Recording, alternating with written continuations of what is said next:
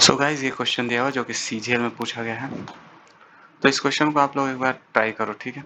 Normally क्या होगा, आप लोग कैसे ट्राई करोगे या फिर क्वेश्चन को बेसिक मेथड से कैसे किया जा सकता है और शॉर्ट मेथड जो आप एग्जाम में कैसे करोगे वो भी मैं बताऊंगा, ठीक है। तो यहाँ पे 12 दिया हुआ है एचसीएफ एंड 336 दिया है एलसीएम। अगर 12 एचसीएफ दिया हुआ है तो आप वो नंबर दोनों निकाल सकते हो कि नहीं।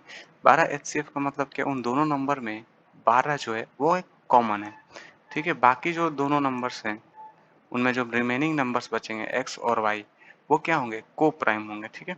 और 12 12 दोनों में कॉमन फैक्टर होगा तो वही हाईएस्ट कॉमन फैक्टर हो जाएगा। हाईएस्ट 12 है, बाकी एक्स एंड वाई को प्राइम है, जिसमें से कोई भी दो एक्स और वाई में से कोई भी नंबर क्या है, कोई भी नंबर आपस में एक दूसरे का कोई मतलब एक फैक्टर नहीं है, दोनों को प्राइम है। को प्राइम मतलब दोनों किसी इनका कोई भी फैक्टर दूसरे से नहीं कटेगा। जैसे जैसे कि 11 और 13 को प्राइम है, ठीक है, ठीक है।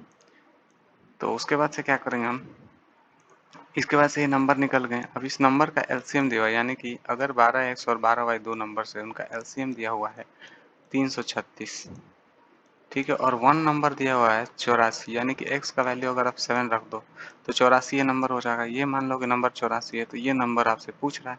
तो यहाँ पे आप 12 से इसको कटा सकते हो, 12 दूने 24, 12 आठे 96। तो यहाँ पे ऑलरेडी 7 का वैल्यू, एक्स का वैल्यू 7 दिया हुआ है, 7 चौक 28, वाई का वैल्यू 4 और बट चौक 48। आंसर ये हो जाएगा। लेकिन ये थोड़ा सा बहुत टफ नहीं है, पर है मतलब टफ नहीं, और इसमें टाइम बचाया जा सकता है। इस क्वेश्चन में टाइम ऐसे बचाया जा सकता है कि अगर आप लोगों को नहीं मालूम है तो आप लोग जान लो कि H C F into LCM क्या होता है, प्रोडक्ट ऑफ टू नंबर्स। किसी भी दो नंबर का H C F and LCM का प्रोडक्ट उन दोनों नंबर्स के प्रोडक्ट के बराबर होता है। तो एक नंबर दिया हुआ है दिस एंड एक नंबर हमें नहीं मालूम है, let the number is Y.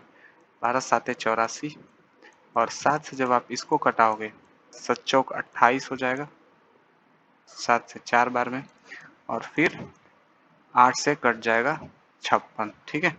तो दूसरा नंबर 48 आएगा। तो दोनों केस में जो है सेम चीज होगा। लेकिन ये मेथड आपको एग्जाम में करना है, बाकी कॉन्सेप्ट आपको याद रखना है कि एचसीएफ का मतलब क्या होता है।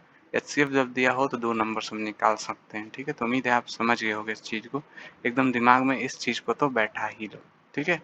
तो और अगर आप देखोगे videos H C F LCM वाला तो उसमें मैंने ऑलरेडी बहुत एक्सप्लेन किया कि ये भी क्यों होता है, ये भी मैंने बताया हुआ, ठीक है। तो उम्मीद है समझ गए होगे आप लोग।